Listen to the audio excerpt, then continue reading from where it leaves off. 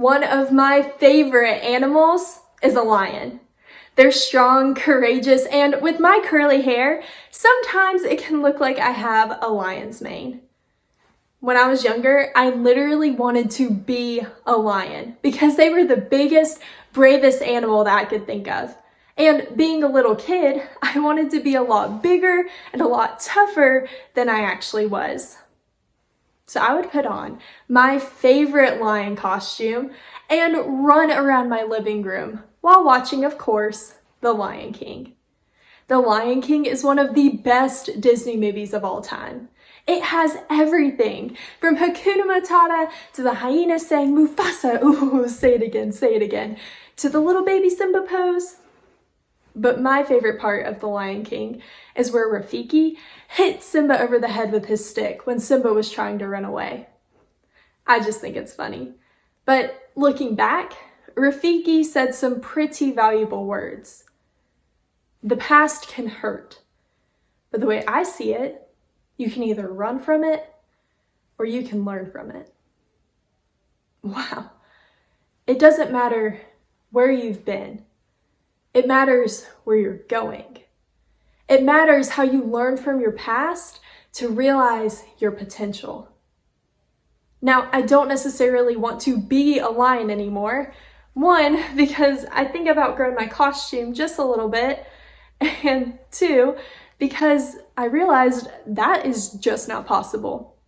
But I still want to live like a lion to this day. And in order to live like a lion, we have to have the courage to find our potential.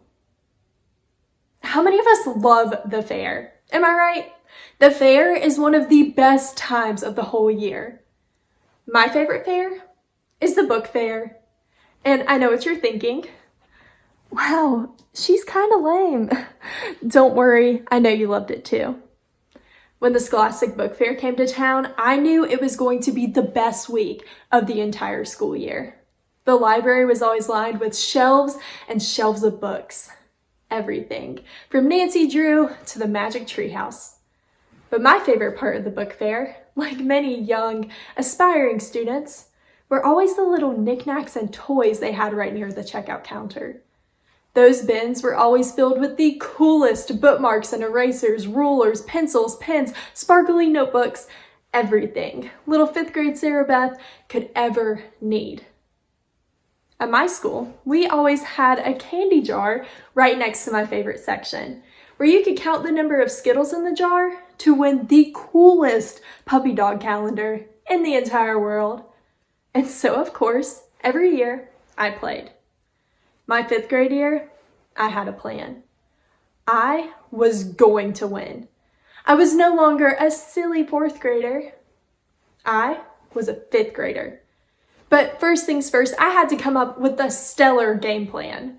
So I decided I was going to count every single Skittle on the outside of the jar, and I would surely win. Now, if you've ever played this game before, you can probably guess what happened. I lost, and I couldn't believe it. To 5th grade me, this was the biggest deal in the entire world since sliced bread, and I had lost. What I had failed to remember was that the majority of the Skittles were hiding on the inside. Now, looking back, that was not a lesson that came easily to me. There have been so many times in my life where I've counted on the things around me to validate my worthiness. But why? Why do we count on the things around us when it's really the inside that counts way more than the outside ever will? I think it's because we all have the same mindset as my 5th grade self. What we can see is what we're worth. When in reality, the biggest part of who we are and who we're destined to be is found within ourselves. It takes courage to find your worth and understand your worth no matter what anyone else says. So where are you looking? Where are you looking to find your worth? Are you looking on the outside or on the inside?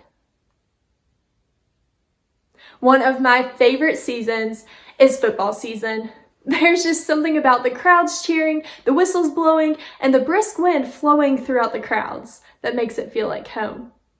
Or if you've ever been to a Wolfpack game, the hot sun beating down on you for hours and getting a really bad sunburn.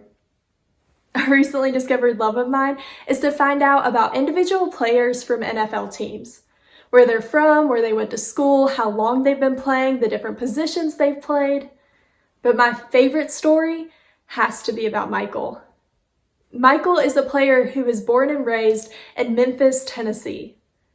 But his life wasn't always as glamorous as his NFL career. You see, Michael is the 6th of 12 children.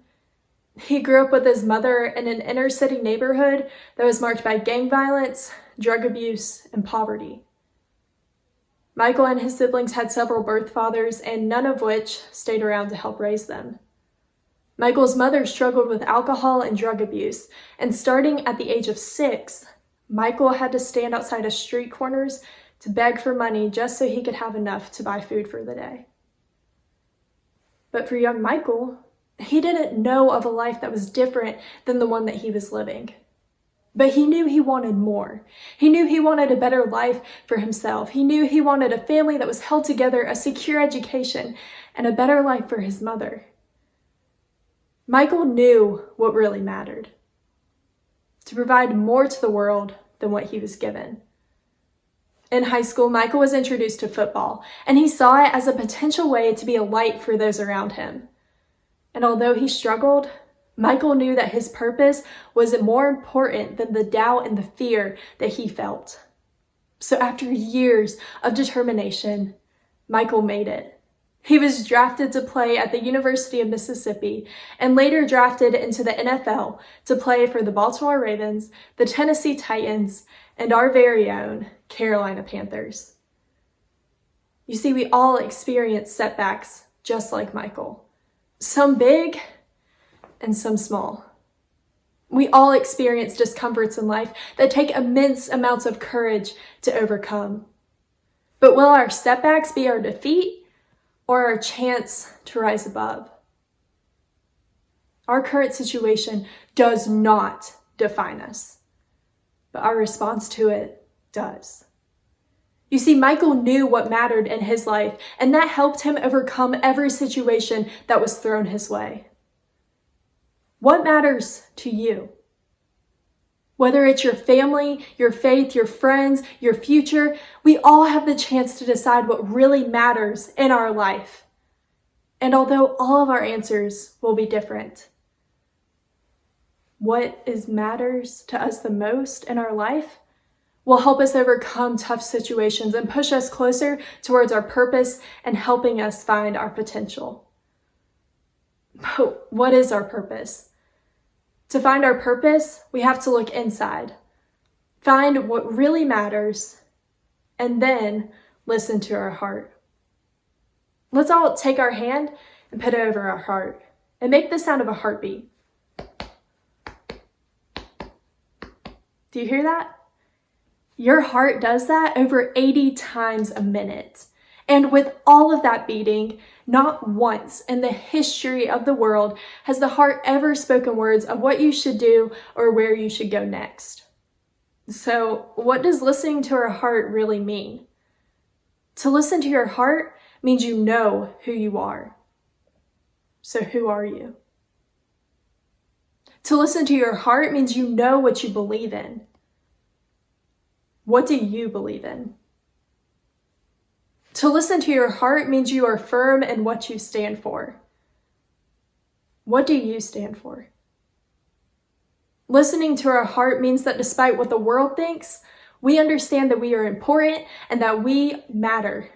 We are so important that each of us has been given a once-in-a-lifetime purpose that is different from everyone else around us. And that's okay. That's great.